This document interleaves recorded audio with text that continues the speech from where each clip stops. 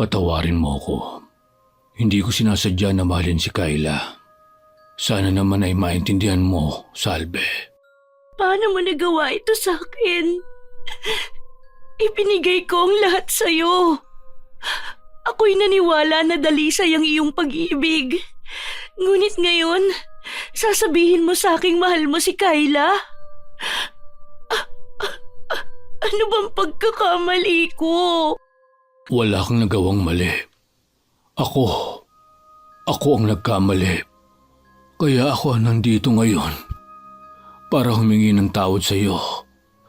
Sana naman naiintindihan mo. Hindi madaling turuan ang puso. At wala akong magawa para pigilan ang aking nadarama para kay Kayla. Pakiusap, huwag mo kong iwan. Sapagkat hindi kakayanin ng aking damdamin nang mawala ka at mapunta sa iba. Ikamamatay ko kung bibiguin mo ko. Nagmamakaawa ang puso ko, mahal ko. Huwag mo namang gawin ito sa akin. Ako ay patawarin mo, Salve. Pero hindi ko na kayang itago pa sa iyo ang lahat. Kaya naman sana maintindihan mo na wala nang patutunguhan pa ang ating relasyon. Hindi ko ibig na ikaw ay saktan. Ngunit ito ang aking nakikitang paraan para makalaya sa iyo. Hindi kita mapapatawad. Kaya pakiusap, umalis ka na! Halos lahat ng babae ay masaya bago ikasal at pagkatapos makasal sa taong mahal nila. Lahat ng paghahanda ay gagawin nila sa kagustuhan nilang maging maganda at maayos ang kasal. Kagaya na lang ni Kara. Kahit pa nga kontra ang kanyang ama sa desisyon niyang pagpapakasal kay Max, ay itinuloy pa rin niya ang preparasyon. Ngunit sa kalagitnaan ng saya ay samot-saring unos at problema ang kanilang kinaharap. Dahil doon ay sinabi ng kanyang ama na ang mga nangyayari ay konektado sa sumpa ng nakaraan. Hindi naman yun maintindihan ng dalaga dahil hindi siya naniniwala sa mga ganoong bagay. Isa rin yun sa dahilan kung bakit marami pang nadamay sa kamalasang nararanasan nila. Magkaganon pa man ay pinanindigan ni Kara ang kanilang desisyon ng nobyo. Sa kanyang desisyon ay malalagay sa alanganin ang buhay ng lahat ng nakapaligid sa kanila. Hanggang saan aabot ang paninindigan ni Kara sa desisyon niya? Ano-ano ang kanyang gagawin para lang matuloy ang kanilang kasal na parang tinututulan ng pagkakataon? Halina at sabay-sabay nating pakinggan at alamin ang buong istorya ni Kara. Han, kumain ka lang ng kumain. Ako ang taya ngayon dahil nakuha ko na ang 13th month pay ko. Salamat, Han. Pero hindi ako papayag na ikaw ang magbabayad. Ako ang nag-iya sa'yo rito. Kaya ako ang taya. Kung may gusto ka pa, magsabi ka lang. Ito talaga. Ang tagal-tagal na natin. At sa tuwing lalabas tayo, laging ikaw ang taya. Baka hindi ka na makaipon para sa future natin yan, ha? Yun naman ang imposibleng mangyari. Maganda ang takbo ng negosyo ko. Masipag din naman ako. At saka marami na ako naipon para sa future natin. Hindi ko hayaang mahirapan at magutom ka kapag magkasama na tayo. Hay, napakaswerte ko talaga at nakatagpo ako ng lalaking kagaya mo. Wala na talaga akong hihilingin pa.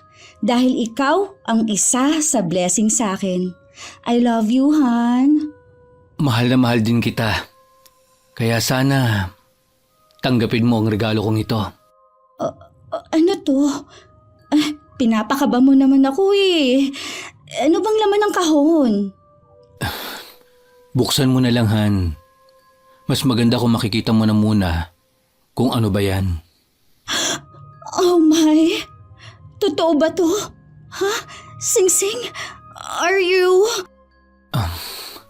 Sa palagay ko, ito na ang tamang oras para hingin ang kamay mo. Kaya, Kara Advincula, marry me. Samahan mo ako sa pagharap sa buhay. Sa 7 taong relasyon natin bilang magkasintahan, nais kong tuparin ngayon ang binitiwang kong pangako noon sa'yo. Handa ka na bang maging Mrs. Crisantos? Totoo ba to? Hindi ba ito isang panaginip? Hindi po ito panaginip. Dahil totoong-totoo po ito. Mahal kita. At gusto kong ikaw na ang makasama ko habang ako'y nabubuhay. Walang pagsidlan ang sayang nararamdaman ni Kara ng mga oras na yon. Kaya walang sali-salitang tumayo siya at niyakap ang nobyong mahal na mahal. Sa kinilos niyang yon ay batid na ni Max ang sagot ng nobyang sinisinta.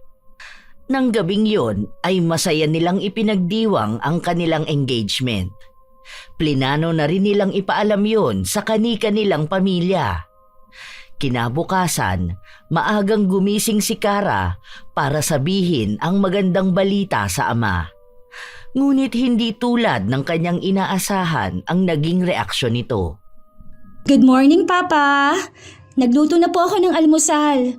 Nagprito po ako ng daing na bangus, sinangag at saka soup. Maupo ka na po. Aba, anong okasyon at himalang maaga kang bumangon at nagluto ka pa? May hihilingin ka na naman ba sa akin? Nako, sinasabi ko na nga ba, ganito lagi ang ginagawa mo kapag may gusto ka. Ano ba yon? Basta kaya ko, ibibigay ko. Grabe ka naman sa akin, Papa. Ganun ba ako klase ng anak? Maglalambing lang pag may kailangan? Ano palang ibig mong sabihin nito? Imposible na isipan mo lang. Anak kita. Kaya alam kong may hidden agenda ka. Sige na, sabihin mo na. Siguraduhin mo lang na matutuwa ako. Si Papa talaga. Pero sigurado akong matutuwa kayo sa ibabalita ko. Papa, magpapakasal na po kami ni Max. Magiging bride na ako. Ang saya po, di ba? Imagine, 7 taon na kami at finally, ikakasal na at magkakaroon na ng mga anak. Pa, ano nangyari? Hindi po ba kayo masaya para sa akin? Hindi ka pwede magpakasal. Naiintindihan mo ba ako? Bawal kayong magpakasal. Ano pong ibig ninyong sabihin hindi pwede? Pa, mahal namin ang isa't isa. Kung iniisip niyo po na pababayaan kita, hindi ko po yun gagawin. Tsaka, boto naman po kayo noon kay Max ah. Meron po ba kayong hindi pinagkakasunduan? Hindi ko po kasi inakala na ganyan ang sasabihin ninyo. Basta, hindi kayo pwede magpakasal. Kung talagang mahal niyo ang isa't isa, di magsama na lang kayo. Basta bawal kayong ikasal. Dahil sa oras na mangyari yun, parang humukay ka na rin ng sarili mong libingan. Huwag mo nang gayahin ang iyong ina na mas piniling maikasal sa akin kahit alam niya ang mangyayari. Basta, huwag niyong ituloy ang balak niyo. Pa, sa aksidente po namatay si Mama. Hanggang ngayon ba naman sinisisi niyo pa rin ang sarili mo sa nangyari? Ha? Pa naman? Kahit sabihin ko pa sa iyo ang dahilan, alam ko hindi mo maiintindihan. Pero ito ang itatak mo sa isipan mo. Lahat ng ikinasal sa ating pamilya na babae, namamatay sa mismong araw ng kasal nila. Kaya hindi ka pwede magpakasal. Naiiyak na lang na naibaba ni Kara ang kutsara at tinidor na hawak. Habang ang kanyang ama naman ay tumayo na lang at nagtungo palabas ng bahay. Naiwang luhaan at naguguluhan ang dalaga. Sapagkat sa tagal ng relasyon nila ng kanyang nobyo ay hindi kailanman nagpakita ang kanyang ama ng pagkadisgusto kay Max. Tumayo na lang siya at hindi na niya itinuloy ang pagkain. Nag-ayos na siya at pumasok sa trabaho nang hindi man lang sila ulit nagtagpong mag-ama. Bakit ba kanina ka pa nakasimangot? Simula nang sunduin kita kanina nagkakahaba-haba na ang uso mo. Hindi ka rin naimik. May nangyari ba? Si Papa kasi hindi ko siya maintindihan kung bakit ayaw niya tayong magpakasal. Pero ayos lang sa kanya na magsama tayo. Parang ang pangit pakinggan pero yun talagang sinabi niya. Baka naman nabigla lang. Huwag ka na malungkot. Mamaya, sorpresahin natin siya. Bibili ako ng paborito niyang cake, alak at lechong manok. Sigurado ako na nagulat lang siya sa binalita mo. Han, intindihin mo na lang muna si Tito. Matanda na siya. Baka natatakot lang na maiiwan siyang mag-isa. Hindi lang yun. Ang weird pa ng sinabi niya na lahat ng ikinakasal na babae sa pamilya namin namamatay. Kapag itinuloy pa raw natin, parang humukay raw ako ng sarili kong libingan. Sinabi ni Tito yun? Bakit daw? Paano niya nasabi yun? Ayaw niya sabihin kung bakit. Pero sa palagay ko, may kinalaman ng pagkamatay noon ni Mama. Alam mo namang namatay ang aking ina sa mismong araw ng kasal nila ni Papa. Nadulas siya at nabagok ang ulo. Sa palagay ko pa, sinisisi pa rin niya ang kanyang sarili dahil doon. Maaaring ganun na nga. Kaya intindihin na lang natin si Tito. At huwag ka na magtampo sa kanya. Palagay ko naman, masusuyo natin si Tito para pumayag siya. Basta! Pumayag man siya o hindi, magpapakasal pa rin tayo. Ayoko magsama tayo sa iisang bubong na walang basbas galing sa simbahan. Pasaway ka talaga. Mana ka talaga kay Tito. Mas mabait nga lang siya. Mas toyoin ka nga lang talaga. Ganon. Oh, heto naman Hindi ka na mabiro. Joke lang yun. Pinapangiti lang kita. Oh, nandito na tayo. Mamayang 6, susunduin kita. Huwag ka na masyadong mag-isip. Ay, okay. Ingat ka sa pagmamaneho ha. Bye Han. I love you. I love you more. Bumaba si Kara sa sasakyan ng kanyang nobyo at saka naglakad papasok sa building na kanyang pinagtatrabahuhan. Magulo man ang kanyang isipan, pinipilit pa rin niyang umarte ng normal. Magkaganon pa man, ay halos maghapon na nakatunganga lang siya at wala sa sarili. Hindi siya makapag-focus. Nang sumapit na ang 6:00 ay sinundo nga siya ng kanyang nobyo. Hello, Han. Kumusta ang araw mo? Eto, hindi ako makafocus. Iniisip ko pa rin ang mga sinabi ni Papa. Huwag ka nang malungkot. Susuyuin natin si Tito. Nakabili na ako ng panuhol. Kaya huwag ka nang masyadong mag-isip. Hindi natin siya susukuan, Han. Kung kailangang araw-araw ko siyang suyuin para payagan niya tayo magpakasal, gagawin ko. Salamat, Han. Ang swerte ko talaga sa'yo. Mas maswerte ako sa'yo. Sa dami naming nanligaw noon, ako ang pinili mo. Kahit na mahirap intindihin ang oras ko dahil sa negosyo namin. Mahal kita. Kaya ikaw ang pinili ko. Kahit na madalas na canceled ang date natin, bumawi ka naman simula lang makagraduate ako. Isa pa, wala na akong makikitang kasing tiyaga at napagmahal mo. Maalaga pa at maraming plano sa buhay. Sige na nga, maniniwala na ako. Oh, tara na kay Tito Nolan. Nag-aalala pa rin si Kara sa mangyayari sa oras na suyuin nila ang kanyang ama.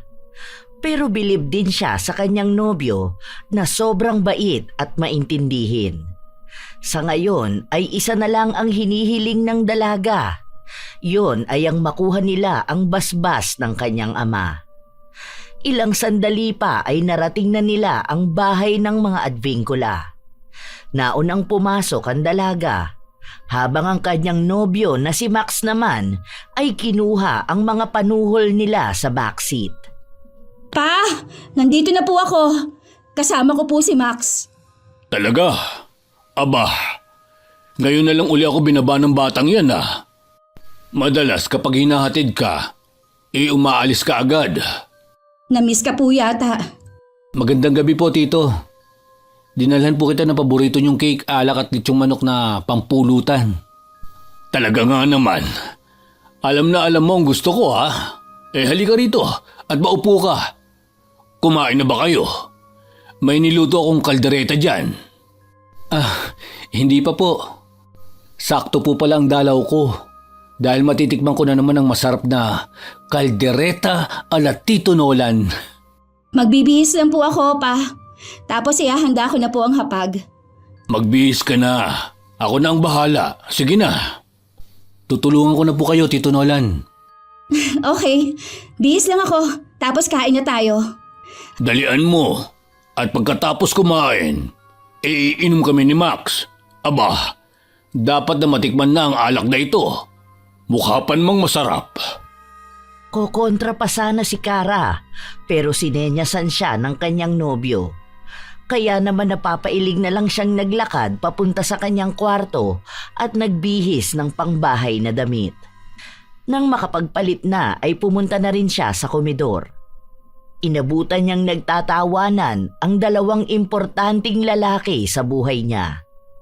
Masayang pinagsaluhan nila ang nilutong kaldereta ni Nolan at ang dala ni Max na litsong manok.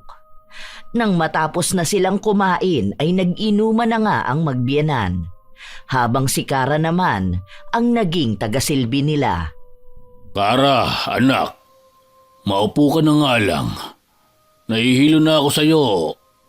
Kakapabalik-balik mo.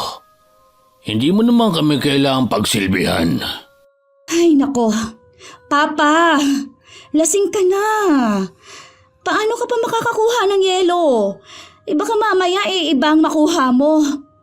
At ikaw naman, sinabi ko na sa'yo kanina na huwag kang masyadong mag-inom at magmamaneho ka pa. Han naman, minsan lang naman kami magbanding ni Tito.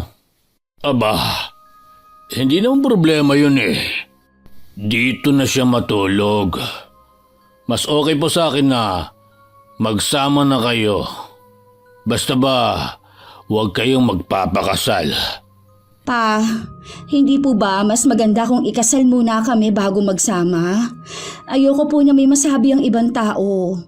Isa pa po, mahalaga ang kasal sa aming mga babae. Hindi nga kayo pwedeng magpakasal. Kakulit mo naman eh.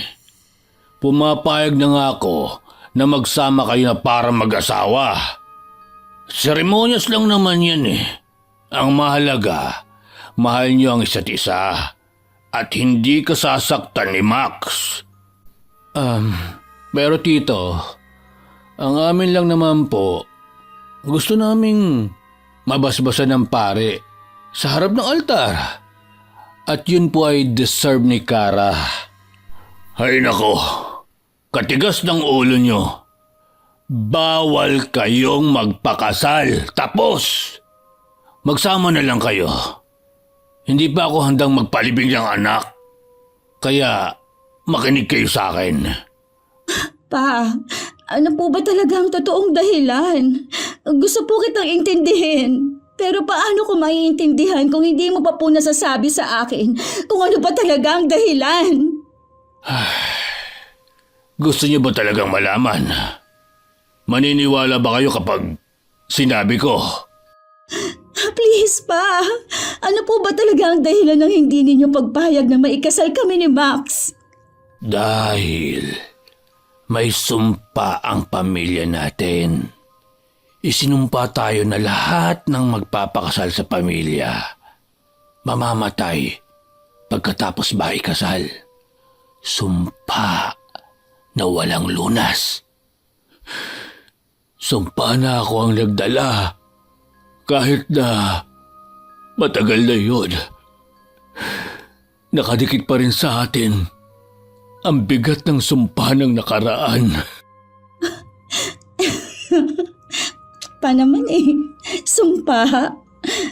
Pa, hindi po totoo yun. Nasa isip lang natin ang ganong mga bagay. Likha lang yun ng ating imahinasyon. Wala pong sumpa, Papa. Bakit? Han, tama na. Alam ko na magkaiba tayo ni Tito ng paniniwala. Pero sa palagay ko, hindi naman nagsisinungaling si Tito. Ang mabuti pa, tanungin na lang natin siya bukas. Kapag gising na siya at hindi na lasing. Pero, nagtutulog-tulugan lang yan si Papa, okay? Pa! Gising! Yuyug-yugin na sana ni Kara ang kanyang ama, pero pinigilan siya ni Max, kaya napabuntong hininga na lang siya. Nagpatulong na lang ang dalaga sa nobyo na dalhin ang kanyang ama sa silid nito. Pagkatapos nun ay niligpit na niya ang pinag-inuman ng mga ito. Hindi man sang-ayon ng ama na magpakasal sila, ay buo pa rin ang desisyon niyang ituloy ang kanilang kasal. Lumipas pa ang mga araw. Naging abala na si Kara sa paghahanda ng kasal nila ni Max. Kinumpleto na rin niya ang mga abay, maging ang mga ninong at ninang. Han, okay na bang listahan mo? Magpapagawa na ako ng invitation. Kahit pa nga 1 buwan pa bago ang kasal, ayoko magahol sa oras ang mga kukunin natin. Mabuti ng handa ang lahat. Siyempre naman, ako pa ba? Alam mo na gusto kong organize at planned ang lahat. Ayoko ng palpak, ano? Lalo na at minsan lang sa buhay ng isang babae ang ikasal. Kasal? Talagang itutuloy niyo? Hindi niyo ba naiintindihan ang sinasabi ko? Pa, nandito ka na po pala. Sagutin niyo ang tanong ko. Talaga bang susuwayin mo ko, Kara? Humihingi po ako ng pasensya, Tito Nolan. Pero mahal po namin ang isa't isa. Kaya naman po gagawin namin ang nararapat. Ayaw po namin magkasala sa mata ng Diyos. Kara, magsalita ka. I'm sorry, Papa. Pero ito po talaga ang gusto ko. Dito ako magiging masaya. Panindigan mo yung sinabi mo. Matapos sabihin ang mga katagang yon, ay naglakad ng mabilis papasok sa kanyang silid si Nolan. Hindi dahil sa galit siya sa anak, kundi iniiwasan niyang makita ng dalaga ang luhang pilit na pinipigilan. Nasasaktan siyang makita na nahihirapan si Kara, lalo na at alam niya sa kanyang sarili na siya ang nagdulot nun. Kaya naman, sinimulan na niyang humingi ng tulong sa kanyang pamilya na nasa probinsya para mahanapan ng lunas ang sumpang binitawan ng taong kanyang nasaktan. Ngunit sa mahigit 1 linggong paghahanap ay wala siyang napala. Kaya naman, nakabuo siya ng isang desisyon. Pa, bakit bihis na bihis kayo? Nakalabas pa ang malaking bag niyo. Saan po kayo pupunta? Galit ka pa rin po ba sa akin hanggang ngayon, Pa? Hindi ako galit sa'yo. Saan mo naman ako ang ideya na yan? Uuwi lang ako sa probinsya natin para silipin ang ancestral house. Baka kasi hindi nililinis ng caretaker. Ang dami pa namang alaala ng bahay na yon. Bakit naman po biglaan? Nakapag-leave sana ako para masamahan ko kayo. Naalala ko lang. Malapit na rin kasi ang anniversary namin ng mama mo. Isa pa, alam kong abala kayo ni Max. Huwag mo na akong intindihin. Ang tanda-tanda ko na eh. Kailan naman po ba ang balik ninyo? Magtatagal po ba kayo sa Ilocos? Baka naman... Sandali lang ako roon. Baka 1 linggo lang. Huwag ka na nga mag-alala. Pero 3 linggo na lang po kasal na namin ni Max. Baka nandito na ako nun. Sabi ko naman sa'yo, 1 linggo lang ako. Sige po, Papa. Ihatid ko na lang po kayo sa terminal. Hindi. Kaya ko na to. Isa pa, nakausap ko ng kapitbahay nating taxi driver. Siya na ang maghahatid sa akin. Mag-iingat po kayo, Papa.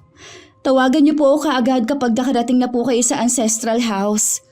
Oo na. Ay sige na. At baka hinihintay na ako ng maghahatid sa akin. Sa pagtalikod ni Nolan ay hindi pa rin maalis sa isip ni Kara na hindi sang-ayon ito sa kanyang pagpapakasal. Pero ipinagkibit balikat na lang niya ang desisyon ng ama na magbakasyon. Lingid sa kanyang kaalaman ay uuwi ng probinsya ang ama para sa kanya. Hahanap ito ng paraan para matigil ang sumpa at makapamuhay siya ng normal kasama ang mahal niya. Isa sa naisip ng ama ay ang paghahanap sa pamilya ng pinagmulan ng sumpa. Tao po! Sino po sila? Ano po ang kailangan nyo? Dito ba ang bahay ni Alejandro Mendez? Yung kuya ni Salve Mendez. Ano po ang kailangan nyo kay Lolo?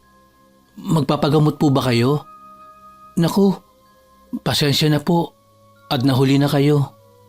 Last week pa po yumao si Lolo. Hindi nyo na po siya naabutan. Hindi. Hindi ako magpapagamot. Nandito ako tungkol kay Salve. Tungkol po sa kapatid ni Lolo? Kayo po ba si Nolan Advincula? Ako nga. Sa loob po tayo mag-usap. Dediretsahin na kita. Nandito ako dahil sa sumpa ni Salve sa aking pamilya. Alam ko po, noon pa man, hinihintay na kayo ni Lolo. Sayang nga lang at hindi po kayo nag-abot. Ilang taon din siyang nag-abang sa pagpunta nyo. Kung ganun, wala na palang pag-asa. At wala nang saysay ang pagpunta ko rito. Paano na kaya ang gagawin ko? Nagbilin po sa akin si Lolo. Natulungan ko po kayo. Pero sa ngayon, nag-aaral pa lang po ako ng panggagamot. Hindi ko pa po kaya ang kaso nyo. Kung ganun, alam ni Alejandro ang lunas. Isang magaling na manggagamot po si Lolo. Pero mga simpleng sakit lang po ang kaya ko pong gamutin. Hindi pa po sapat ang kakayahan ko. Nakikiusap ako sa iyo. Sana matulungan mo ako. 3 linggo na lang, ikakasal na ang anak ko. Ayokong mawala ang anak ko. Gusto ko siyang mabuhay ng masaya at normal na buhay. Pakiusap. Susubukan ko po. Hihingi ako ng tulong sa mga kasamaan ni Lolo. Dahil doon ay nagkaroon ng pag-asa si Nolan. Bagamat batid niyang hindi magiging madali ito, ay umaasa siyang matatapos niyang masolusyonan ang problemang kinakaharap. Samantala, sa Maynila naman ay abala si Kara sa pag-finalize ng kanyang wedding gown. Kasama niya roon si Max na siyang naging personal alalay niya. Han, isukat mo ba ang gown mo? Para kung may gusto kang ipabago, may ayos nila. Sus, hindi na kailangan. Tiwala naman ako sa kanila. Gusto ko lang makita kung nakuha ba nila ang nasa sketch na ibinigay ko. Well, tara na pala sa loob. Sabay na pumasok sa loob ng isang butik ang magkasintahan. Sinalubong naman sila kaagad ng mga staff. Bumati lang ang dalawa at sinabi ang kanilang pakay. Kaagad namang kumilos ang mga ito at inilabas ang gown na pinasadya ng dalaga. Labis namang namangha ang magkasintahan. Wow! Ang ganda! Kuhang-kuhang nasa sketch! Bagay na bagay sa iyo ang gown. Hindi na ako mapaghintay na makitang suot mo ito. Paniguradong mas lalong lilitaw ang ganda mo. Han, sagutin ko lang ito. Tumatawag ang pinsan ko. Si May? Yung isa sa abay? Yes. Baka may importanteng sasabihin. Lumayo ng bahagya si Max bago sinagot ang tawag. Masaya pa siya nung una, pero isang masamang balita pala ang hatid ng tawag na yon. Malungkot na nakipag-usap naman ang binata sa magulang ni May. Ikinuwento sa kanya ng mga ito ang nangyari. Matapos ang usapan at naibaba na ang tawag ay bumalik na siya sa tabi ng kanyang nobya. Han, Ayos ka lang ba? Kanina ka pa tahimik ka. Simula nung tumawag si May, wala ka ng imik. May nangyari ba?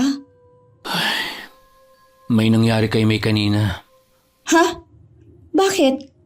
Ano nangyari kay May? Papunta raw sana sa pinagpatahian niya ng damit pang-abay.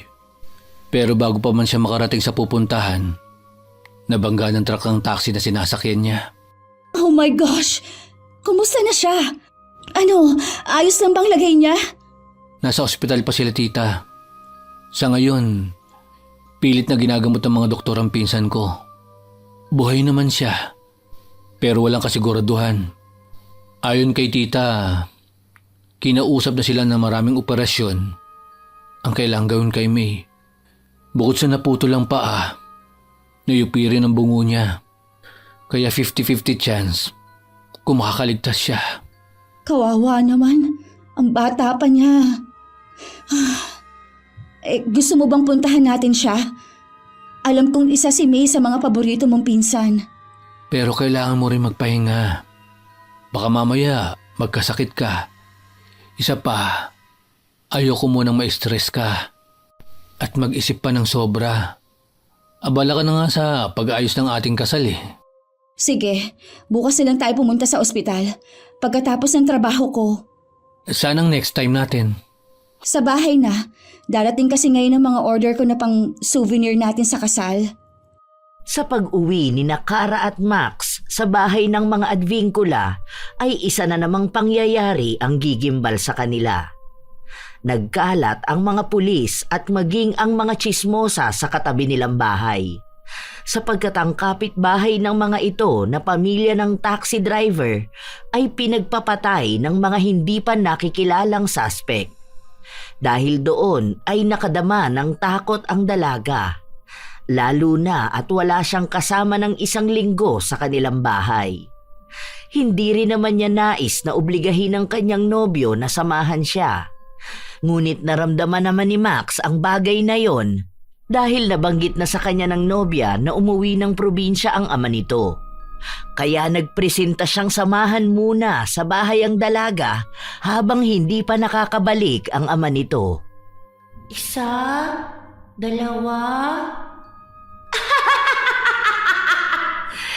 Hindi kayo pwedeng maging masaya! Mga salbahe kayo! Salbahe! Papatayin ko kayo! Papatayin ko kayong lahat! Ikaw, isusunod na kita!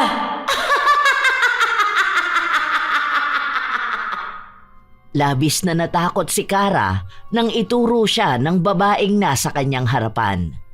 Titig na titig ito sa kanya. Punong-puno ng galit ang mga mata. Tatanungin pa lang sana niya ito tungkol sa kanyang pangalan nang bigla na lang unti-unting naaagnas ang mukha ng babae. Pero ang mas ikinatakot niya ay ang pag-e-echo ng malakas na tawa nito sa kanyang tenga. Napapikit si Kara.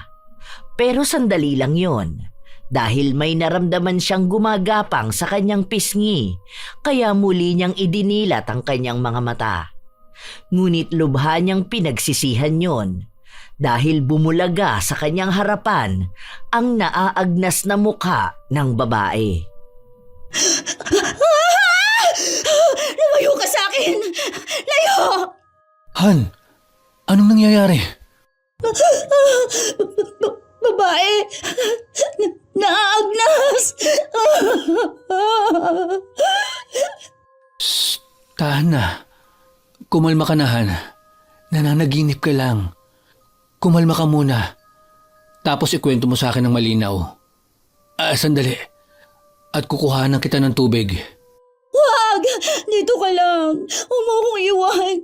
Natatakot ako. Baka mamaya biglang bumalik yung babae. Natatakot ako sa kanya. O sige. Dito lang ako. Ikwento mo sa akin ang nangyari. May isang babae, parang nasa teens pa lang siya. Tapos, para siyang nababaliw. Sumisigaw, umiiyak, tumatawa. Galit na galit siya. Idinuro niya ako. Bigla na lang naagnas yung mukha niya. at yung buong katawan niya. Tapos lumapit siya sa akin. Doon na ako nagising. Huwag ka nang matakot. Panaginip lang yon. Hindi totoo. Yumakap ng mahigpit si Kara kay Max. Yumakap naman ito pabalik. Habang sina Nolan at Silva naman ay pilit na naghahanap ng kasagutan para mapawalang bisa ang sumpang binitawan ng isang malakas na mangkukulam. Palpak pa rin. Pakiusap. Huwag kang susuko. Handa akong magbayad ng kahit magkano. Basta matanggal lang ang sumpa. Hindi ko po kailangan ng pera. Ginagawa ko lang po ito dahil sa bilin sa akin ni Lolo Alejandro. Pasensya ka na. Ayos lang po yun. Pero sa tingin ko po, may kulang sa mga nabasa kong paraan para po mabaklas ang sumpang binitiwan ng aking Lola Salve. Nagpapakita pa rin po ba siya sa'yo sa panaginip?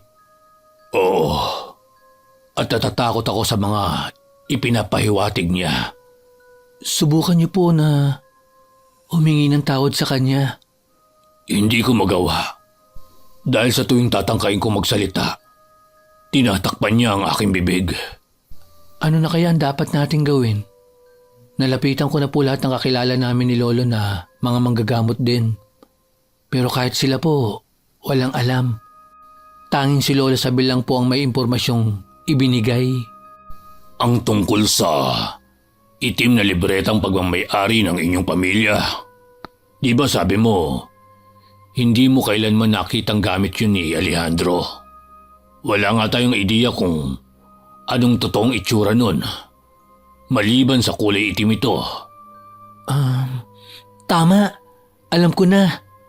May bahay sila Lolo noon na inabandona dahil sa trahedyang nangyari sa kanilang pamilya. Hindi po kaya naroon ang itim na libreta? Posible nga yun. Kukuha lang po ako ng gamit. Tapos po puntahan natin.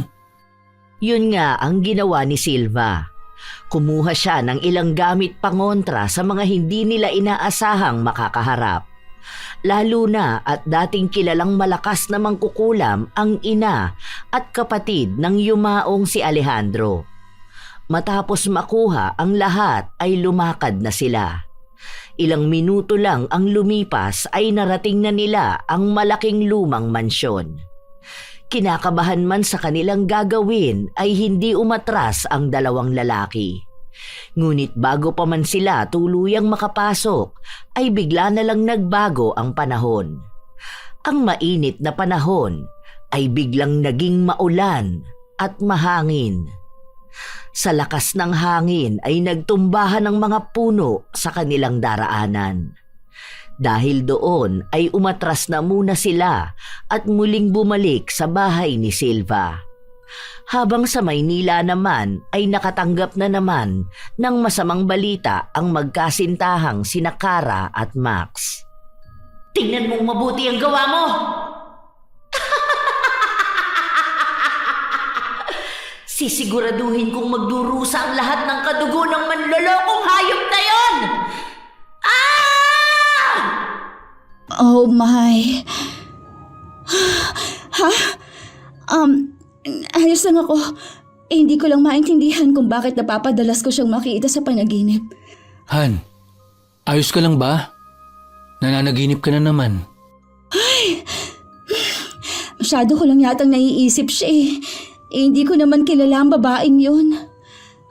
By the way, malapit na ba tayo? Yes. Hindi ko lang alam kung bakit traffic ngayon dito. Wait! Ambulansya bang nasa tapat ng butik? Han, look. Ang daming tao. I-park mo na muna sa sasakyan. Dito ka na lang. Hintayin mo ko. Sabay na bumaba ng sasakyan sina Kara at Max.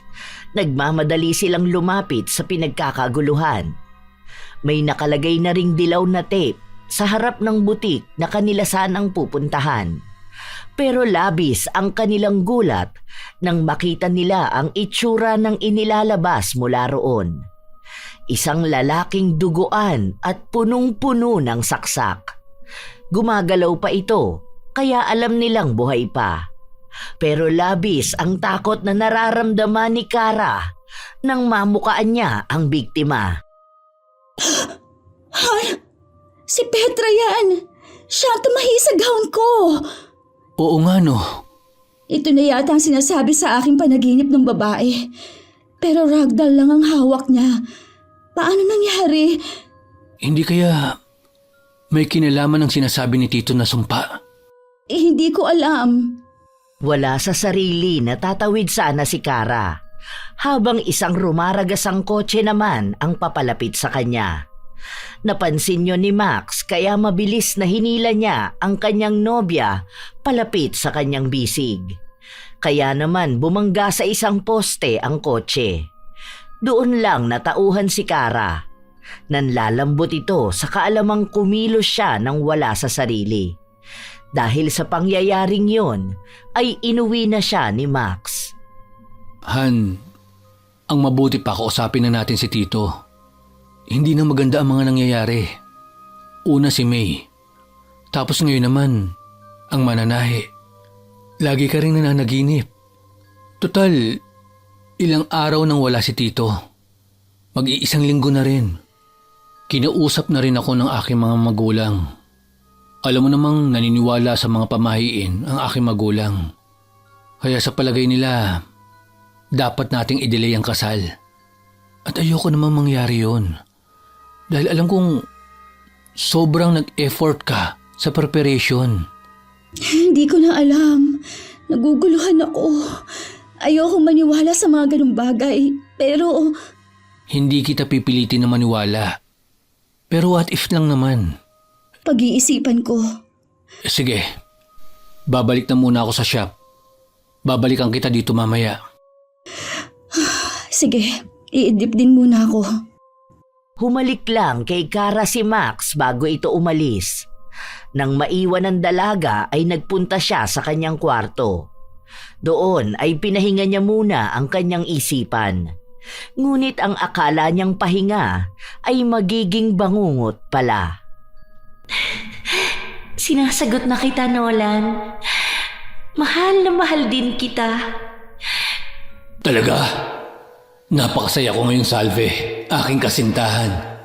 Ipinapangako ko sa iyo na hindi kailanman luluha ang iyong mga mata. At tuway gabayan tayo ng tadhana para ang ating pagmamahalan ay panghabang buhay na. Ako naman ay labis na nagpapasalamat at dumating ka sa aking buhay. Dalangin kong maikasal sa iyo. Nagyakapan ang dalawa, habang si Kara ay naguguluhan naman. Para ba siyang nanonood ng isang palabas sa telebisyon? Hindi niya maintindihan ang nangyayari. Ang natatandaan niya ay nahiga lang siya sa kanyang kama at natulog. Sinubukan niyang kuskusin ang kanyang mga mata. Ngunit matapos niyang gawin yun ay naiba lang ang senaryo. Napunta naman siya sa isang bahay na hindi siya pamilyar. Muli ay nakita niya ang kanyang ama at ang babae na madalas niyang napapanaginipan. Masinsinang nag-uusap ang mga ito. Dahil sa distansya ay hindi niya lubos na marinig ang sinasabi ng mga ito, kaya lumapit siya. Patawarin mo ako. Hindi ko sinasadya na mahalin si Kayla. Sana naman maintindihan mo, Salve. Paano mo nagawa ito sa akin? Ipinigay ko ang lahat sa'yo. Ako'y naniwala na dalisay ang iyong pag-ibig. Ngunit ngayon, sasabihin mo sa aking mahal mo si Kayla? Ano bang pagkakamali ko? Wala kang nagawang mali. Ako ang nagkamali. Kaya ako nandito ngayon para humingi sa iyo ng tawad. Sana naman maintindihan mo. Hindi madaling turuan ng puso. At wala akong magawa para pigilan ang aking nadarama para kay Kayla. Pakiusap, huwag mo kong iwan. Sapagkat hindi kakayanin ng aking damdamin nang mawala ka at mapunta sa iba. Ikamamatay ko kung bibiguin mo ko. Nagmamakaawa ang puso ko, mahal ko. Huwag mo namang gawin ito sa akin. Ako ay patawarin mo, Salve. Pero hindi ko na kayang itago pa sa iyo ang lahat.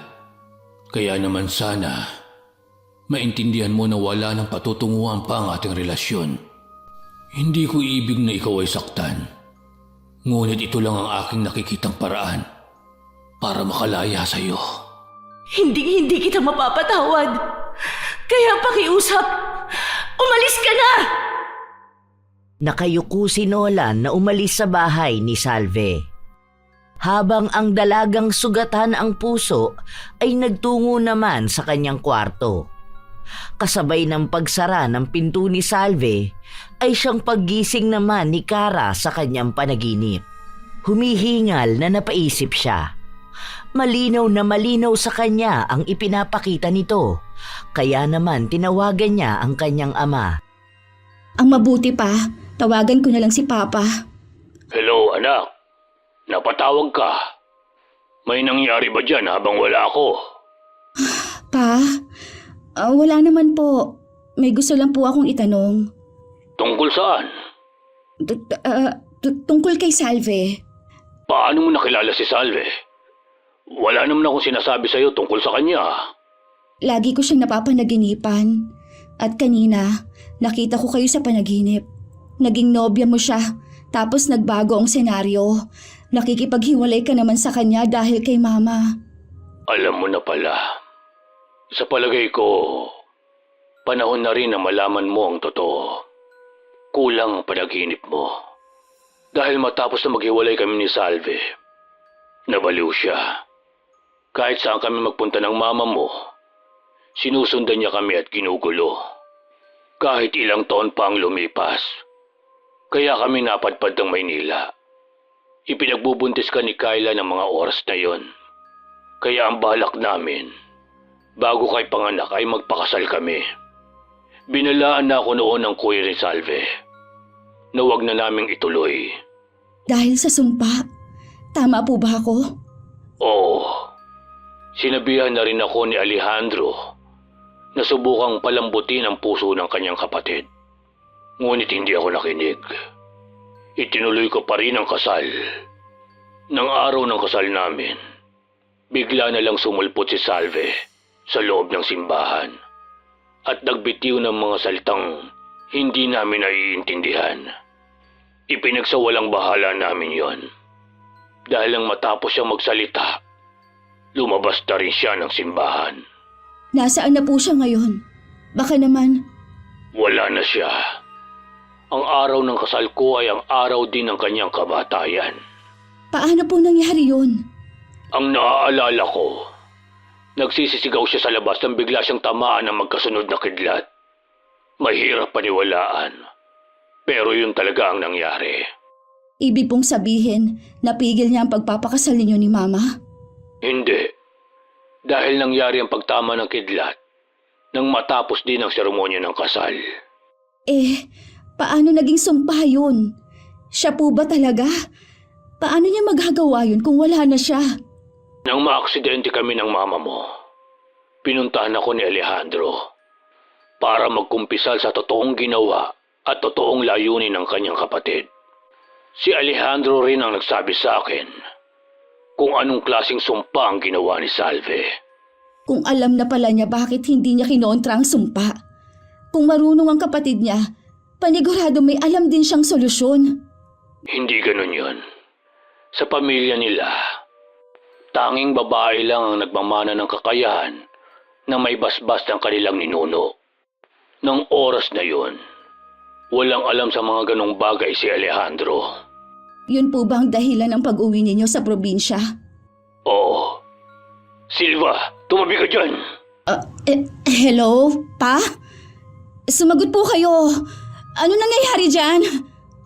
Ngunit kahit anong lakas ng sigaw ni Kara ay wala na siyang ibang naririnig kundi ang malalakas na sigaw ng isang tao at ang malakas na hangin na parang nakatutok ang telepono sa electric fan.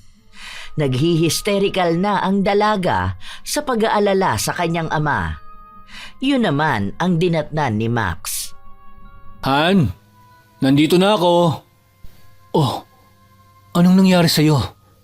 Ayos ka lang ba? Hindi ba maganda ang tulog mo? Ang papa ko! Hindi.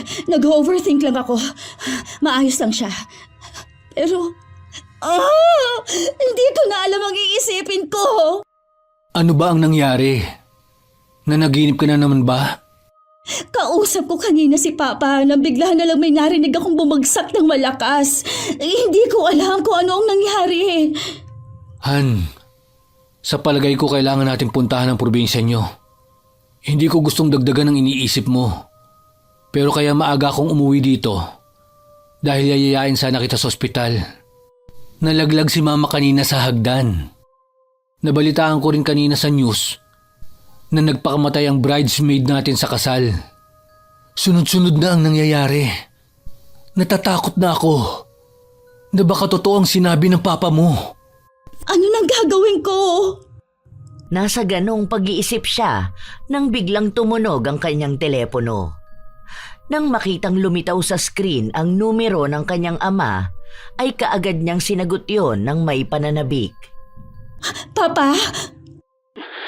Ito po ba ang anak ni Manong Nolan? Ako nga. Sino to? Hindi na po mahalaga yun. Nasa panganib po ang buhay niyo at ng inyong ama. Kaya mas mabuti pong umuwi kayo rito sa probinsya. Dadalhin ko na rin po siya sa ospital dahil may tama po siya sa kanyang balikat. Ano? Sige, uuwi ako ng probinsya. Nang araw ding yon, ay pinag-usapan ng magkasintahan ang kanilang gagawin. Ang una ay dapat na si Kara lang ang uuwi ng probinsya. Ngunit hindi siya pinayagang magbiyahe mag-isa ni Max. Kaya naman napagkasunduan nilang magkasama na lang sila sa pagpunta. Tumawag na rin sila sa mga dapat nilang tawagan para hindi magkaroon ng aberya ang kanilang lakad. Paglipas ng 2 araw, tinungo na nila ang Ilocos kung nasaan si Nolan. Ilang oras din ang binyahe natin. Pero hindi tayo pwede magpahinga. Mas mahalaga ang pakay natin dito. Tatawagan ko na si Silva. Alam ko, nasa ospital siya at binabantayan si Papa. Hello? Nandito na po ba kayo? Oo, saan tayo magkikita? Dito na lang po sa ospital.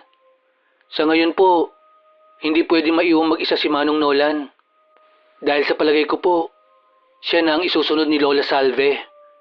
Hindi ko po alam kung alam po ninyo. Pero nanganganib po parehas ang inyong mga buhay. Lalo na po at nakuha na po namin ang itim na libreta. Panigurado pong mamadaliin kayo ng kaluluwa ni Lola. Sige, naiintindihan ko. Papunta na kami dyan. Pagkatapos ng kanilang pag-uusap ay nagtungo na nga ang magkasintahan sa ospital. Ilang sandali lang ay nagkaharap-harap na sila.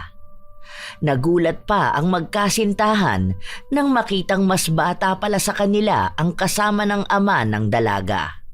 Maganda man at malaki ang pangangatawan nito ay masasabi ni Kara na hindi pa lalagpas sa 20 ang edad nito. Mabuti naman po at nandito na kayo. Kanina ko pa po kayo hinihintay. Dahil kailangan na po nating madaliin ang pagputol ng sumpa. Sandali! Kamusta na si Papa? Hindi pa po siya nagigising simula nang dinala ko dito. Isa pa po yan sa dahilan kung bakit natin kailangan magmadali. Dahil sa aking palagay po, hawak ngayon ni Lola Salve ang kanyang kaluluwa. Ang ibig mo bang sabihin? Patay na ang papa ko? Hindi pa po. Buhay pa po ang katawan niya. Pero kung masatagalan po natin, baka magtagumpay po si Lola. Eh bakit hindi mo sinabi kaagad? Dahil hanggang ngayon po, alam kong hindi niyo pa rin po paniniwalaan ng totoo. Tama na po muna ang daldal. Manang Kara, kailangan niyo po sumama sa akin sa bahay para kunin ang mga gamit ko. Saka po tayo pupunta sa lumang mansyon. Ikaw naman po, Manong, kailangan maiwan dito para bantayan po ang katawan ni Manong Nolan. Huwag ka po mag-alala. Nilagyan ko po ng proteksyon ang kanyang katawan para hindi mapasukan ng ibang kaluluwa.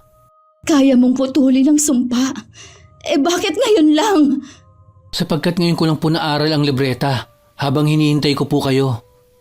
Pero kailangan din po nating labanan ang isa sa pinakamalakas na nagmana ng itim na mahika. Kaya maghanda ka, Manang. Kailangan ay matatag ang puso at isipan mo. Pipilitin ko. Han, ikaw na muna ang bahala kay Papa. Pagkatapos ng kanilang pag-uusap ay nagtungo na ang dalawa sa bahay ni Silva. Saglit lang sila roon.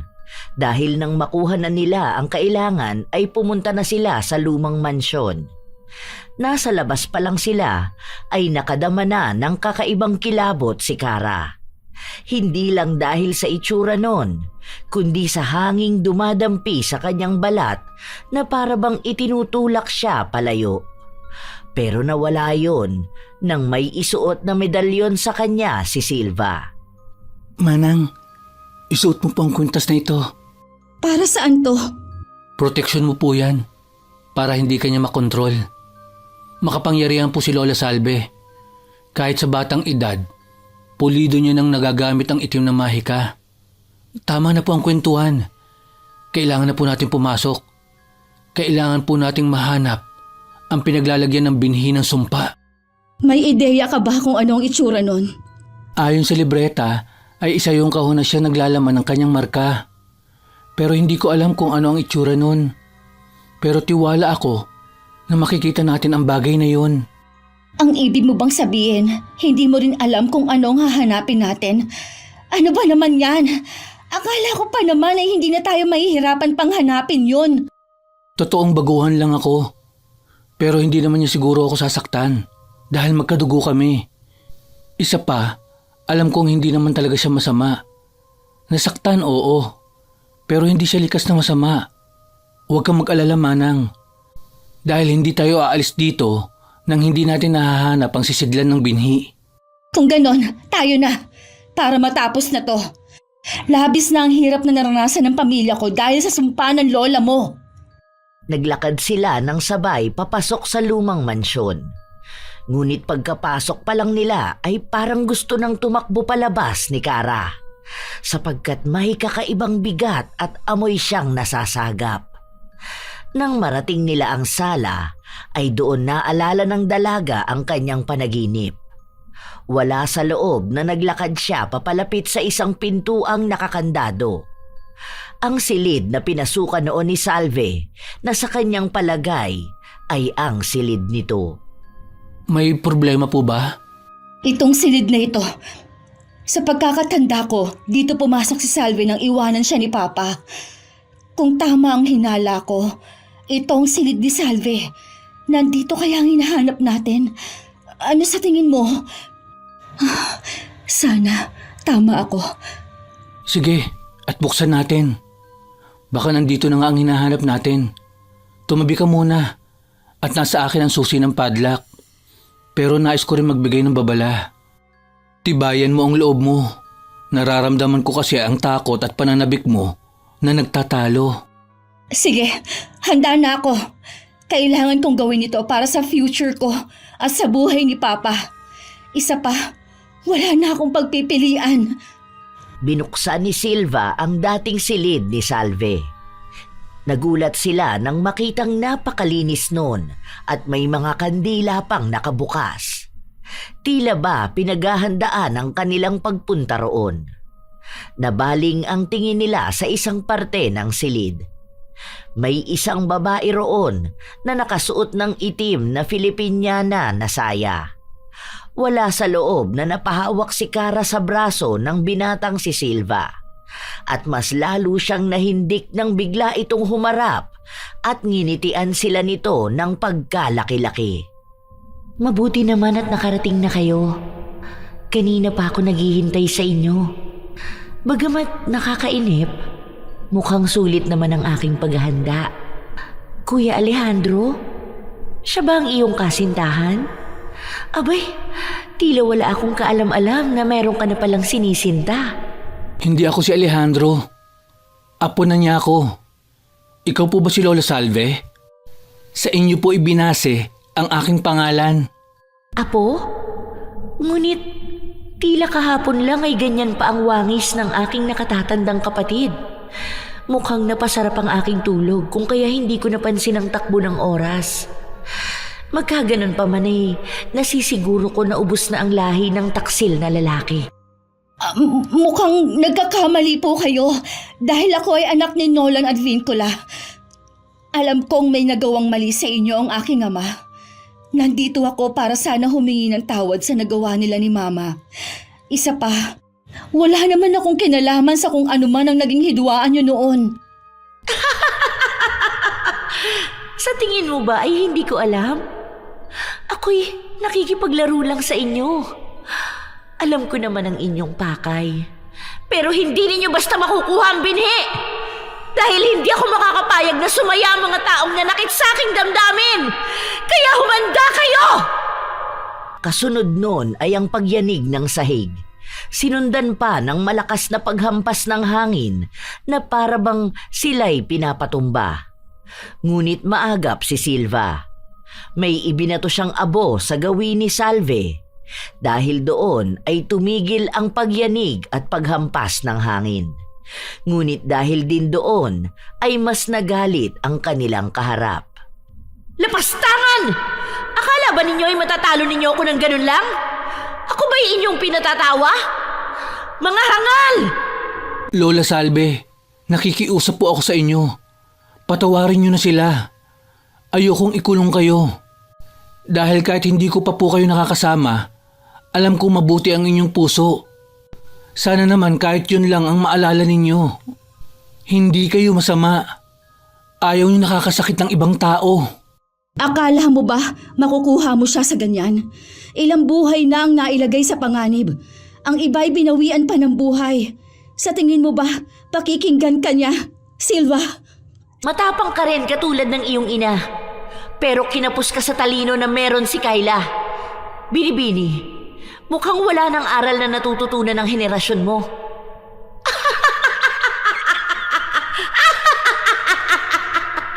Kaawa-awang nila lang. Lola Salve, nakikiusap po kami. Maawa na po kayo. Hindi na po makatarungan ang mga nangyayari. Isang tao lang ang may kasalanan sa inyo. Bakit kailangang may ibang madamay? Sige, dahil sa sinabi ng aking apo, ipababatid ko sa inyo ang sisidlan ng binhi. Hindi ko nga lang kaya ibigay ang kapatawaran na hinihingi ninyo. Pero kung gusto ninyong maputol ang sumpa, hanapin ninyo ang kahan ng aking mga alahas. Kung ano man ang kuminang, ayun na ang kasagutan sa inyong kailangan. Sandali! Paano ang kaluluwa ng aking ama? Pag natagpuan na ninyo ang kaha, pumunta kayo sa aking himlayan. Doon ay dasalan mo ang binhi pagkatapos ay patuluan ng dugo ng binibini at saka yun silaban. Ang abo nun ay inyong bulungan bago ipalipad sa hangin. Ngunit kayo rin ay maging handa sapagkat hindi madali ang gagawin ninyo. Totoo po ba ito? Hindi ako likas na masama. Ang aking puso ay nasaktan lang. Alam kong nawala ako sa aking sarili nung ako ay nabubuhay. Nais ko na ring makalaya sa nakaraan. Kaya sana ay maisagawa niyo yun ng maayos. Dahil kaakibat ng pagpapalaya ay maaaring maging habang panahong kulungan namin. Kaya sana ay hindi kayo magkamali. Maraming salamat. Ilang beses na akong dumalaw sa iyong panaginip. Ngunit mukhang mahina ang iyong pag-iisip. Umpisa pa lang ay akin ang ipinababatid ang mga paparating na dilubyo na dulot ng aking sumpang itinanim. Tunay nga na nagmana ka sa iyong ama. Mapurol ang pag-iisip.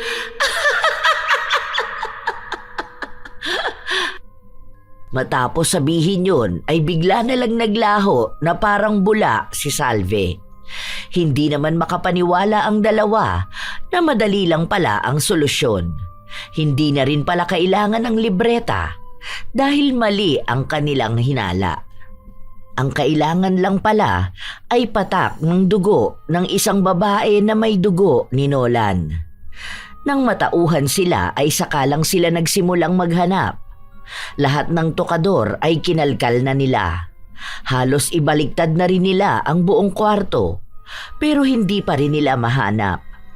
Dala ng pagod ay walang pakundangang ibinagsak ni Kara ang kanyang katawan sa kama. Sa kanyang pagbagsak ay may matigas na tumama sa kanyang likuran. Aray! Ano yung matigas dito sa bandang unan? Magdahan-dahan ka po. Isa-isang inangat ni Kara ang mga unan at doon ay natagpuan na niya ang kanilang hinahanap. Silva! Nahanap ko na! Ito na yata ang sinasabi ni Salve. Patingin nga po. Inabot naman ng dalaga ang kaha kay Silva. Unang tingin pa lang ay alam na kaagad ng binata na yon ang kanilang hinahanap. Dahil na rin sa pangalang nakaukit sa ibabaw ng kaha. Binuksan niya yon at tumambad sa kanya ang larawan ni Salve at Nolan. Kasama rin sa loob ang 2 gintong singsing na may batong kulay asul. Pero hindi niya tinangkang kuhanin ang mga yon, sapagkat napansin niya kaagad ang mga nakaukit na dasal sa paligid ng lalagyan. Ito na nga po. Halika na po. Kailangan na po nating isagawa ang ritual ng pagpapalaya. Ayon po sa akin nabasa, dapat ba isagawa po yun bago ang araw na kabilugan ng buwan? Dahil kung hindi po, mahuhuli na tayo para kay Manong Nolan. Ginawa nga nila ang lahat ng mga sinabi ni Salve. Ngunit ang akala nilang madali ay mahirap at mapanganib pala. Isa na roon ang paghahanap sa himlayan ni Salve dahil hindi nila inakalang nasa tuktok pala yon ng bundok. Bukod pa ron ay kilala ang lugar na yon sa probinsya na may mga ahas. Lingid sa kanilang kaalaman ay pinaglalaruan lang sila ng kaluluwa ni Salve. Alam na alam ng kaluluwa na hindi nila matatapos ang itinakdang oras at ikamamatay yon ng lalaking nanakit at bumigo rito. Kaya nang mapasok na ng 2 ang daan patungo sa himlayan, ay wala silang ibang naririnig sa paligid kundi mga tunog na nililikha ng mga ahas. Natatakot at kinakabahan namang pinunayon ni Kara. Wala ka bang napapansin? Simula nang pumasok tayo sa mapunong lugar na to, pakiramdam ko, may mga nakatingin sa kung saan. May naririnig din akong his. Sa palagay ko, ahas lang ang naririnig mo. Normal yon. Lalo na at gubat ang dadaanan natin papunta sa tuktok ng bundok.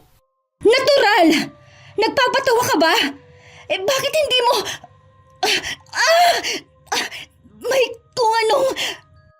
Hindi na natapos pa ni Kara ang kanyang sasabihin nang bigla na lang may pumulupot sa kanyang paa. Kaya naman napasigaw siya ng malakas. Pero mas kinabahan si Silva nang makitang isang makamandag na ahas pala ang nasa paa ng dalaga. Kaya naman sinabihan niya ito. Kahit anong mangyari, huwag kang gagalaw. Makamandag ang ahas na nakapulupot sa paa mo. Anong gagawin ko? Sa pagkakaalam ko, takot sila sa apoy. Pasuin mo na kaagad! Humihigpit na ang kapit niya! Yun nga ang ginawa ni Silva. Nang mapansin na ng binata na lumuwag na ang pagkakapulupot nito, ay hinila niya yon at inihagis sa malayo. Doon lang nakahinga ng maluwag si Kara. Dala ng takot, ay malalaki ang naging hakbang nila palayo roon. Magdidilim na rin nang marating nila ang tuktok. Pagdating pa lang doon ay hindi na sila nagpahinga pa. Sinimula na nila ang ritual. Umabot din ng mahigit 1 oras bago sila natapos. Pero nang akala nilang ayos na ang lahat ay biglang yumanig ang lupa. Umiihip din ng malakas ang hangin. Dahilan para mailipad ang mga abon na dapat sana ay kanila pang bubulungan bago isaboy. Kasunod nun ay ang paglitaw muli ni Salve sa kanilang harapan.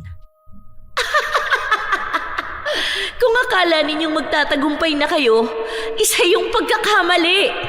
Dahil sa ginawa nyo, makakalaya na ako sa mansyon. Mas magagawa ko na ang aking nais. Mga inutil kayo! Naniwala kami sa'yo. Bakit pati ako niloko mo, Lola Salve? Wala akong pakialam sa nararamdaman mo o nino man. Pero salamat.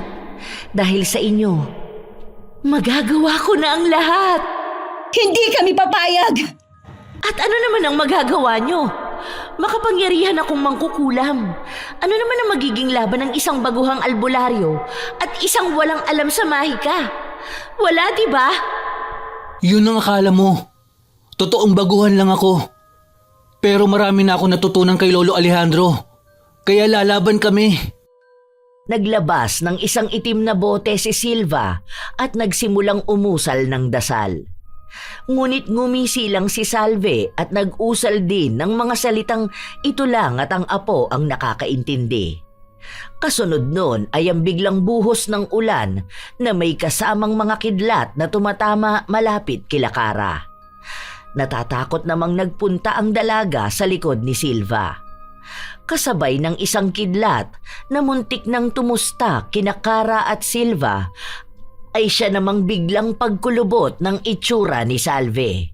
Naguguluhang huminto ang kaluluwa sa kanyang inuusal. Hindi! Anong nangyayari sa akin? Anong ginawa mo? Unti-unti ka nang nangihina. Ibig sabihin, tumalab ang sumpa ko sa'yo. Kahit ikaw ay kaluluwa na. Ano ang ibig mong sabihin, Silva? Isinumpa ko ang kaluluwa niya. Ang lahat ng kanyang kapangyarihan bilang mangkukulam ay mawawala. At unti-unti siyang wawasakin ito kapag pinilit pa niyang gamitin. Hindi mo ako mapapasuko ng ganun lang! Ah! Kasabay ng pagsigaw ni Salve ay siyang pagtama rin sa kanya ng mga kidlat. Para bang hinihigop yon ng kanyang katawan. Hanggang sa muling umusal ng dasal si Silva at binuksan ang itim na bote. Namangha si Kara nang makitang may usok na lumabas mula roon at binalot nun si Salve. Ilang sandali pa ay muling bumalik ang usok papasok sa bote. Nang maisara ni Silva ang bote, ay dinasalan niya yon at binalot ng isang pulang tela. Anong nangyari? Nasaan na si Salve? Nandito na ang kaluluwa niya. Dinasalan ko ito para hindi na siya makawala. Ano na ang mangyayari ngayon? Paano ang sumpa sa pamilya ko? Wala na. Sa unang dasal na inusal ko, ay unti-unting mawawalan din ng bisa ang anumang kulam o sumpa na ginawa ni Lola Salve. Totoo? Ganun lang yon? Hindi yun basta-basta. Dahil kapalit ng ginawad kong dasal at sumpa, ay lakas ko naman ang nahihigop. Kaya magpahinga muna tayo bago bumalik sa ospital. Sigurado kang wala na ang sumpa, ha? Eh di kung mamamatay ka sa kasal mo, ibig sabihin, hindi ko pa rin nababaklas ang sumpa na ginawa ng lola ko. Aba! Biro lang. Baguhan man ako, sigurado naman akong tumalab ang ginawa ko. Kaya makampante ka na. Magpapahinga lang ako sandali. Sandaling nagpahinga muna ang dalawa. Nang sapat na ang pahinga nila, ay doon sila bumaba ng bundok at dali-daling bumalik sa ospital. Papa! Sa wakas! Tapos na po ang lahat. Anak ko, patawarin mo ako. Ako ang nagbigay sa iyo ng problema. Hindi po, Papa. Saka huwag ka na mag-alala dahil maayos na ang lahat. Isa pa, hindi po ako galit na naging nobya mo noon si Salve. Mukha siya mabait at dalagang Pilipina talaga. Mukhang hindi rin niya ginusto ang kanyang ginawa. Kaya sana mapatawad niyo na rin siya. Pero mukha lang dahil bruha ang babae na yon. Ano ang binubulong mo? Ay, wala ho, Papa. Ang sabi ko, okay na ang lahat at sana mapatawad niyo na rin siya. Ikaw talagang bata ka. Ako ang nagkasala. Wala namang dapat na ihingi sa akin ng tawad si Salve. Alam kong nasaktan ko siya ng sobra. Kung naging tapat lang sana ako sa kanya, hindi na aabot sa ganito. Kaya lang, mahal na mahal ko talaga ang mama mo. Sa wakas, matutuloy na ang kasal. Silva, pumunta ka ha? Ha? Siyempre naman pupunta si Silva. kasi isa siya sa magbe-best man. At naisip ko rin na dito na lang tayo sa Ilocos ikasal. Yun ay kung ayos lang sa'yo. Approve! Kakausapin ko na ang coordinator para maiayos kaagad ang lahat. Papapalitan ko na rin ang invitation. Simula ng araw na yon ay parang naging parte na ng kanilang pamilya ang binatang si Silva. Nagmukha rin itong kapatid ni Cara ng araw ng kasal. Dahil hindi man ito naging best man, ay nagmarcha ito kasabay nilang mag-ama. Nang maikasal sina Max at Cara, ay pinag-aral din nila ng pagdodoktor si Silva. Nais mang tanggihan ng binata ay wala na siyang nagawa. Lalo na at sa maikling panahon ay napalapit siya sa mga ito, lalo na sa kanyang ate Cara. Madali lang sa atin ang magbitaw ng mga salita at pangako. Ngunit iilan lang sa atin ang tunay na tumutupad at may paninindigan. Dahil para sa iba sa atin ay wala lang yun. Pero hindi ganon ang pakiramdam ng mga taong napapangakuan. Pinanghahawakan nila yun. Kaya mag-ingat tayo sa ating mga salita, lalo na sa mga pangakong binibitawan kung tayo ay hindi pa sigurado sa ating sarili. Isa pa, hindi lahat ng akala nating masama ay masama talaga. Ang iba ay may mabubuti ring puso. Nagkakataon lang na lahat tayo ay may mga nagagawang maling desisyon sa buhay. Pagkakamaling maaaring mag-iwan ng sugat sa iba. Bukod doon, ang pag-ibig ay hindi ipinipilit. May mga tao talagang mamahalin tayo pero may hangganan. Hindi man yon ang ating inaasahan, ay wala naman tayong magagawa kung magpalit sila ng nararamdaman. Hindi natin hawak ang isipan ng ating kasintahan. Ang totoong pag-ibig ay pagpapalaya. Kung ikaw ay nakatagpo na ng isang lalaking sasamahan ka hanggang sa dulo, ay huwag mo nang pakawalan pa. Dahil sa panahon ngayon, iilan na lang sila. Kung ikaw ang nasa sitwasyon ni Salve, magagawa mo rin bang isumpa ang lalaking minsan mong minahal? Gagawin mo rin ba ang ginawa ni Salve kung ikaw ay malagay sa sitwasyong kanyang kinaharap? Shout out sa ilan sa mga solid na apo ni Lola Telang. Luella Baliza, Basanta Mila, Merly Villarimo, Janelle Castalone, Lena Smith, Cherry Ann Laurito, Grace Limsiaco, Idol Ashton Olviga, Angie Mawak, Joey Ignacio, hi kay Cecil Candelario, Angeli Grejaldo, Jemmy Tobula, Candelario Family, Alberto Olarte, Lynn Hondrade, Imelda Cordova, Amanda Joyce ng Angeles, Pampanga, Christian Jailo Atanoso, Marites Atanoso. Happy listening kina Rosana Kaufman, Arlene Torquiza, Gomer Cañaveral, Jane Ruiz, Josephine De Peñosa, Karen Salut, Mea Espiritu, Mariam Duca, Kimberly Ann Lopez, Judy Sabelina, Marie Linda Cowley, Luri Ann Vitalicio, Marinel Salazar. Hi sa Pastoral Family at Rio Florido Family. Kay Filipina Palsario. At belated happy birthday sa kanyang anak na si Steve Uller.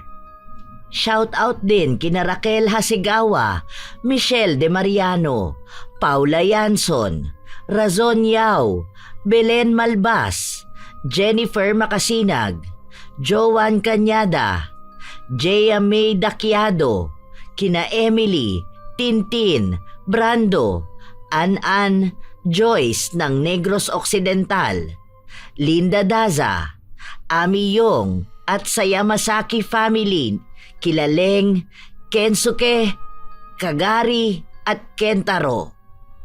Kay Daiben at Judy. Hi kay Rosalina Bugayong at sa asawa niyang si Richard Cayon ng Binangonan, Rizal. kay Marbella Sapalon, Maria Lee Nakagawa, Lynn Hondrade, Noemi Garcia Pabunan. Shout out kay Kusinera Explorera, Pinky Hepertor, Basanta Mila, Maymay Paul at kay Paul Pelaez, Jessica Rojas, Nancy Makasakit at sa kanyang mama mula sa Matatalaib, Tarlac City na walang pinapalampas na istorya. Hi kina Gemma Jane Gaugano ng Gimaras, Joan Oarde, Cherry Mukbang ASMR, Maria Benitez, Ann Vindex, Cherry Sapalyo, Lord Queen OFW Vlog, kay Luke Andrew Valdez, kay Alfea Eliza Golisaw, Evelyn Solano, Limay 34, Jenilyn Jacobe, Cristiani Moncada, June Soriano, Princess Primavera, kay Girly Satur at Leonila Padolina ng Ceiling Department sa Malvar, Batangas, Linda Marie Cowley. Shout out din sa Amira Boxes Handicrafts ng Laguna, kay Joji Dihayko at sa Edgy's Early Eats ng Lapu-Lapu City, Cebu. Maraming salamat sa ating mga top commenter na walang sawang nakasuporta sa Lola Telang. Kina Lance MBB, Milrose Demate, Leonisa Cobo, Vicky Yabut, Hazel Fiesta, Sydney Crosswind, Lovely Rose Roa, Marie the Lightworker, Ellen Kiano, Lydia Lopez, at kay Mike James Tapak. Ito ang inyong Lola Telang at maraming salamat sa pakikinig mga apo.